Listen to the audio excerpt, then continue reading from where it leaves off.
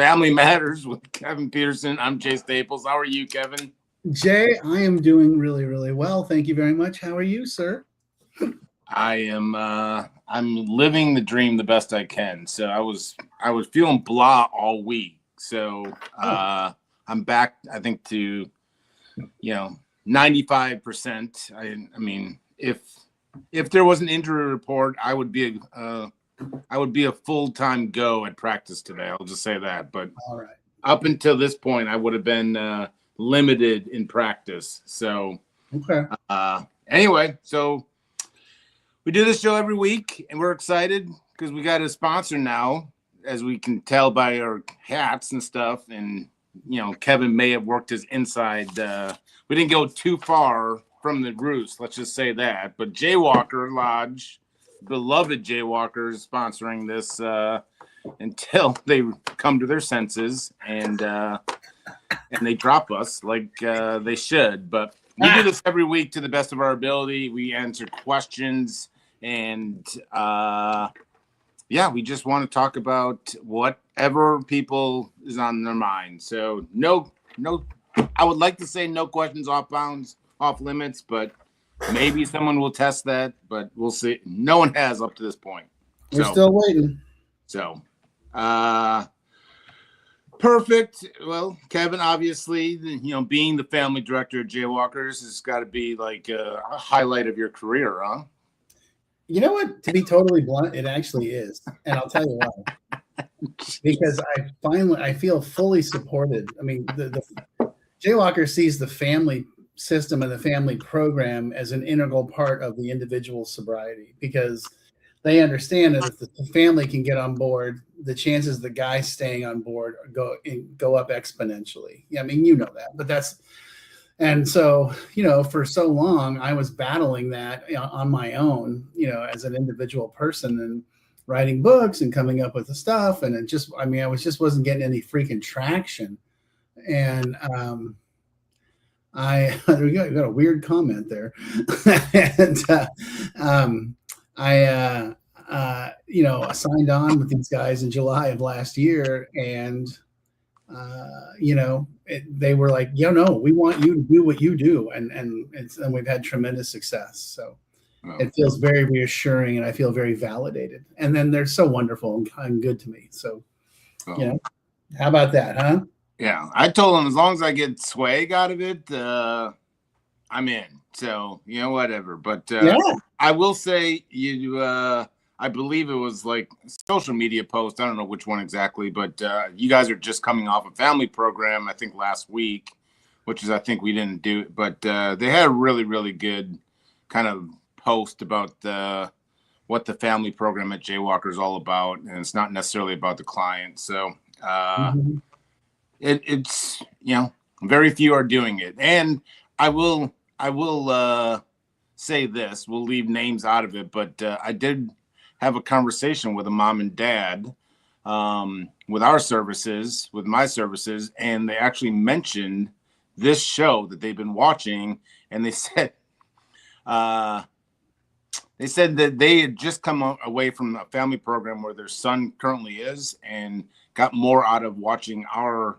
3-4 shows than so I just said, like, well, we got to up our game, because more often than not, I'm making jokes and trying to stump you. But anyway, people are asked questions, so let's get right into it. And this, I wait for questions. This is kind of the person I am. I wait for questions. I know they're coming. I hear it from other families. It's coming more and more. And so now my life revolves around, when is the question going to come in that I can bring to Family Matters? We finally had it this week, and want to get it's fascinating stuff to me. So I'll boil it down, and then we can maybe talk further about it. But I'll just ask you, Kevin, where and the let's just say this, where do you see the involvement of AI into what part does it play in kind of family recovery? And I'll say this just to kind of, backup or something. I can't tell you how many times families have brought this up, that they're going now to a chat GPT or whatever their favorite thing, and they are now asking these AIs. And some I found, well, chat GPT told me to, and it was pretty dead on what I was about to say. So I'm curious. And then this mom, dad, someone wants to know, where do you see AI? What place do you see it in kind of what you do? Kind of, let's just say on a day-to-day basis. Sure. Within family recovery, not your personal. No. I get it. And I mean, I definitely talk to parents and families that are using it. And, we have a homework curriculum at Jaywalker. It's a 12-week homework curriculum. And I've had a couple of people like, well, I put that stuff through AI and ChatGPT, and I'm like, okay, how'd that work out? Well, it really didn't work out. Right. You actually have to do the work, But when someone is, searching for help and, how do we find help? What's the good? I think that's great. And when they're asking questions like, what can I do to help my person? That's great. It's great. I mean, it's a tool. It can be used positively or negatively, and, you can't use it as a therapist. You can't use it as a real thing to help you walk through the process, but you can certainly use it as an information tool and saying, how do I deal with codependence? How do we heal the family system? How do I help my loved one who's struggling with drugs and alcohol? And see, I should actually do that and see what it says. And that's great. I mean, I think that's a great resource to turn to. And I'm curious to see whether or not it's what kind of response it gets, But I mean, I've actually had some individual clients tell me that, when they're struggling with emotional issues or anxiety or depression, they'll go in there and they'll get, some fairly decent response, My fear is that you always hear about that outlier where, somebody told somebody to, commit suicide or commit crimes or blah, blah, blah, blah, blah, blah, blah. And it's like, I don't know. And I want to be clear, you can't replace an individual therapist or a family therapist or family groups or family education with AI. It can be a tool to assist it. That's my answer. I think it's a great answer because my fear in this whole thing is that it's just going to isolate more, that people are going to just be reliant on this computer voice or whatever you want to call it, instead of, I go back to the opposite of addiction is connection. And so I think the finding the true connection within fellowship groups and so forth like that. And I will say that I play around with AI far too much, but I use it a lot in just other areas of my life. And so it's always, but I think it's really fascinating stuff it can suggest books, it can suggest resources. It's pretty dead on from the simple questions that I ask. I don't ask, how do I detox from, heroin in my bed or anything. I don't ask those, but, I think families have gotten, because I asked well, how did you come across this book? And they said they asked ChatGPT. So which is great. There's some advantages to it, and people I think are learning.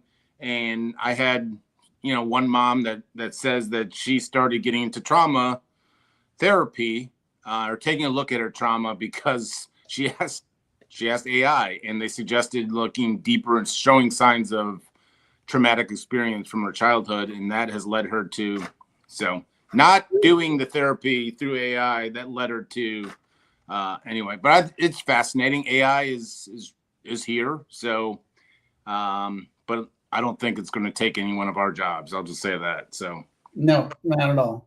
So I love the fact that it can be used as a resource. Yeah. That's fine. That's fantastic. We got to see. I'm going to start asking it to see what for Chronic Hope, if your book comes up. We got to start. It's got several of your big, of your favorite books, but alrighty. Another one. I love this, and I laugh because I relate. I finally set boundaries, but now my family says I've abandoned them.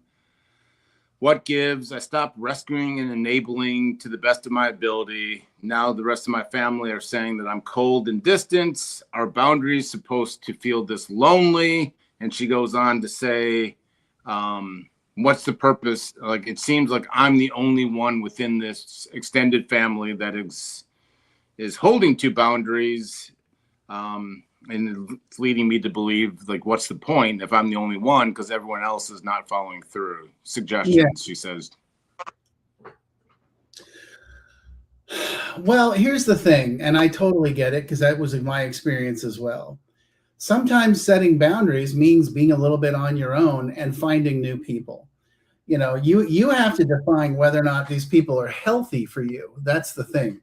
And if they're not healthy for you, then I'm going to tell you that you're kind of better off not hanging out with these people. Or I don't. So let's talk about what the sort of the big picture is here. I don't believe in this no contact thing. I just don't. Now, obviously, in cases of sexual abuse and physical abuse, yeah, sure. And I don't think you should subject yourself to somebody else's, ridiculousness and poor behavior. But what I think is you always want to extend sort of an offer of, hey, I'm willing to connect with you, but maybe we need to do it in a therapist's office. Maybe we need to do it in a controlled environment with a third person regulating the process and helping us. But I'm always open for that. I'm always cool for that. But I'm not. When you call me and belittle me and berate me and tell me I'm a terrible person and all that other stuff, I'm not having that relationship. I'm not doing that. And I'll just sort of keep you over here, and you may get a Christmas card or maybe even a present, but I'm not going to allow somebody into my life that is abusive and hurtful and harmful. And I think that's just smart boundaries, but I also think on the end of that conversation is, and if you want to improve our relationship, I'm happy to make that effort with you in this arena. Does that make sense? Yeah. So I know, I'll just say from kind of personal experience with a family, like, let's boil it down simple. Like, when you have, how do you work with, say, like a mom and dad here when it comes to allowing individual to come back home or not come back home? Mom says there's always a bed for you. Dad kind of says, like, no, we need to not allow him or her to keep coming back. Obviously the addict would get, mixed messages. Sometimes they're allowed in, sometimes maybe they're allowed, depending on who's the more dominant, in that. How do you work with kind of the divided boundaries when you have to have a unified boundary, but both sides don't want to go to the other side, if that makes sense? Yeah. How do you find the middle? How do you find a compromise? Because it normally always centers around letting him come back home, or maybe a money issue or something. But that seems to be like mom and dad's. That's the biggest issue, I think. So. Oh no, that is the dynamic that I deal with on the regular. Yeah.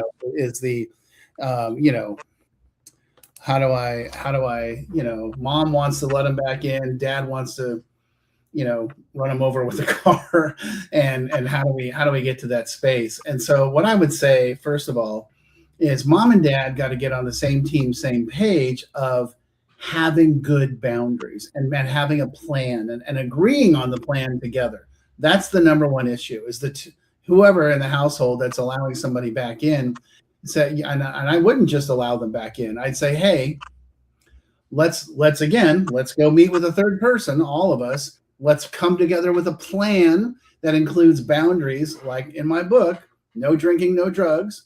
You got to be self-supporting either in school or work, and you got to be taking care of your mental health, and as long as you're achieving those three things, we're willing to work with you, but to me, that's the mom and the dad. Let's just use that example. The mom and the dad have to get on the same team, same page before they can offer that to the child or to the other person, whoever it may be. That's kind of how that works, right? Is that you got to get the family on the same page first. Otherwise, it's just going to be a total disaster. Okay. Well, here's another one. I just like when I'll just tell you, if you want to make this show, if you want to write in a question, keep the questions coming. We don't get a lot of them, so I'm being partly kidding. But when you open up saying, I watch your show every week, you're going to get on the show because I love that. But, and she goes on, but I mean, it's interesting. She ends with this question, which, I'm just sitting here thinking about it while you were talking and my mind just spinning, she says, I'm struggling to answer this one question. Is it more scarier for me to let go of control or watching my son destroy themselves while I try holding on? Oh, it's much scarier to let go of control. Otherwise, you'd do it.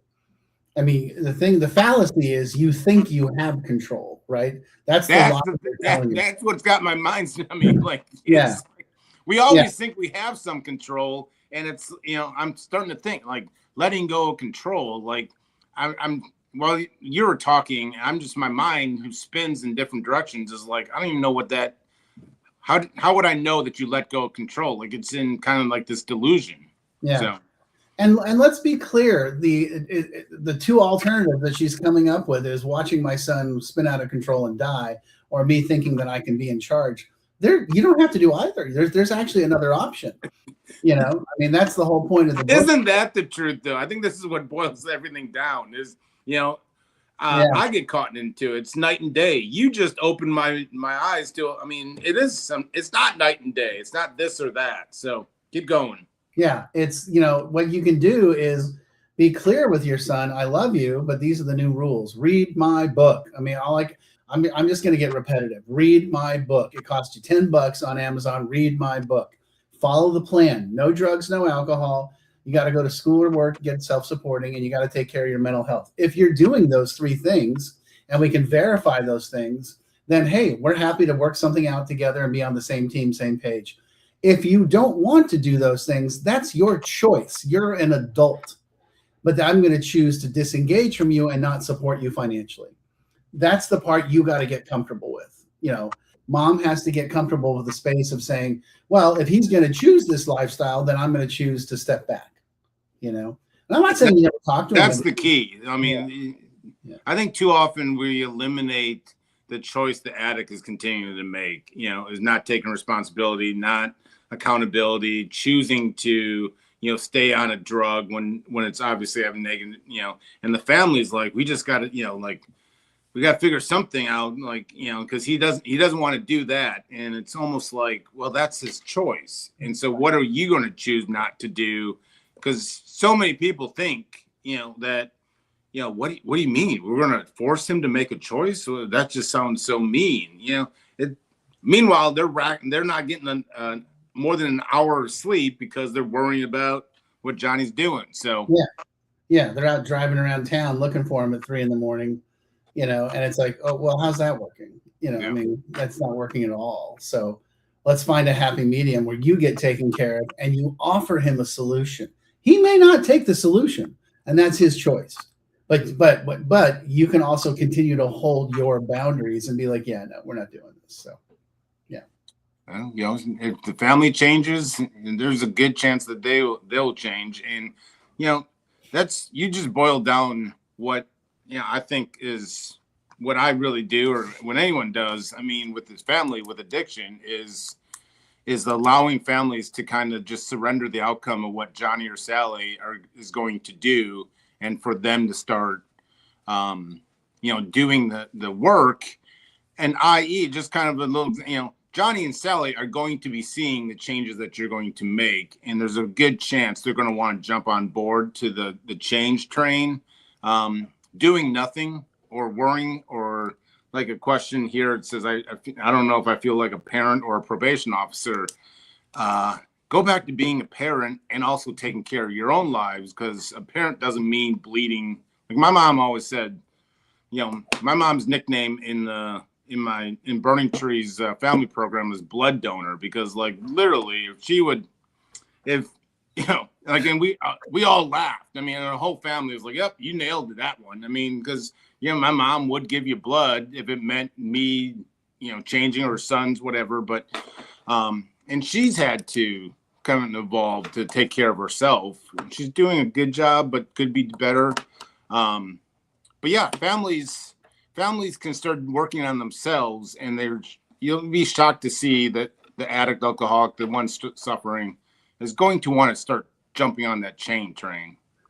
Yeah, and now we're kind of talking about attachment stuff, right? They want to be part of the family, but when the family starts to let them know, we love you, but we're just not going to watch you kill yourself anymore. So if you want to be part of the gang, you got to clean up your act, and you can say that with love and compassion, and we'll help you. You want a therapist? We'll get a therapist. You want to get sober? We'll get you to treatment. We will help you, but we will not help you if you choose the other path.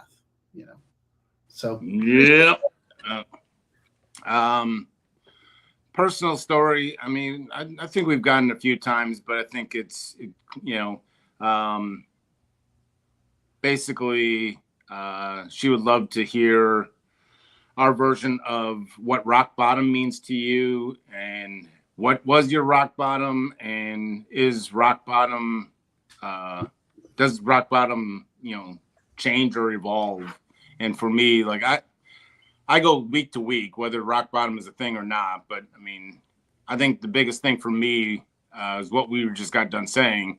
I think looking now at 17 years sober, my rock bottom technically was when my family decided to change and not include me in it. And they're saying, like, go do whatever you want to do, but we can't accept your behaviors.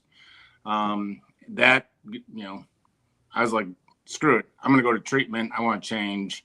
Boom. So I wouldn't have told you in that spot, be like, what's your rock bottom? Oh, when my parents decided that, they were going to disown me and wanted nothing to do with me, and weren't willing to support my addiction. But I can look back on 17 years later. Absolutely. That was my rock bottom, because I went through 10 other treatment centers and nothing worked. That just seemed to be, but I think rock bottom, I'm not afraid of a little, scuffed knee or twisted ankle. I think rock bottom will just keep going and going and going. I think to death, and sometimes death doesn't even feel like a rock bottom. So that's just my stance. Yeah, I mean, those are great questions, and I definitely get those all the time from the families. And here, first of all, here's my response: you don't have to wait for somebody to get to rock bottom. I mean, I don't buy that for a minute. That's just nowadays, with the advent of opiates and fentanyl and all the stuff we have today, that means death. Let's be honest. Rock bottom is death. So we're not doing that anymore. For me, when I got sober in 1991, smoking weed and drinking and doing a little bit of cocaine. I hadn't done coke for years, actually, when I got sober. It was more the family saying, like you just said, we love you, but you're out, and you're going to stay out until you clean up your act. That was rock bottom for me. And, look, they held their ground for a couple months. They didn't just, it wasn't like a 48 hour, like, oh, okay. I was like, yeah, F you, watch this. And then I was like, I don't like this. I'm really lonely. I'm not having any fun. I really miss my family. So, I called mom and started crying, like, oh, you don't love me. And she's like, oh, we love you. We just don't want that. And so here's what you got to do. You got to start seeing a therapist with your dad. And I was like, oh, no problem. And then that therapist put the whammy on me, And so I would tell you, for me, the rock bottom was getting to that space where I was like, I do not want to be alone. I don't like this. This is not fun for me. I mean, whether drinking incidents and, as I told a friend of mine, he's like, did you ever like wet the bed or, pee on yourself? And I'm like, well, let me put it to you this way. I used to wake up in the morning in a water bed and I'd be like, that's weird. I don't have a water bed. Guilty. Yeah. And so, that was not fun for me, it was not fun for me to always be on the run and hiding and that sort of shit. So, but those things, for me, the rock bottom was the emotional space. So, yeah.